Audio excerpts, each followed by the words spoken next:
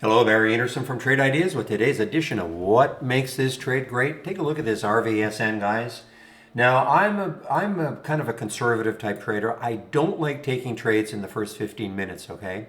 So RVSN happened at 9:36, so I did not take the trade there. But if you're a little less conservative than I am, I mean, look where the alert happened, right there. This is the opening, 9:36.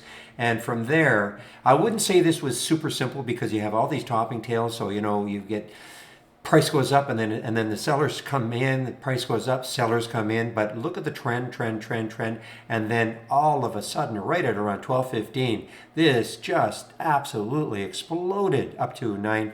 It's coming back down now. But again, while many in the trading room took this trade, I was able to take a little bit here and then some in this area. I wish I could say I took it right here and held on right to the top, but of course that's not what happened.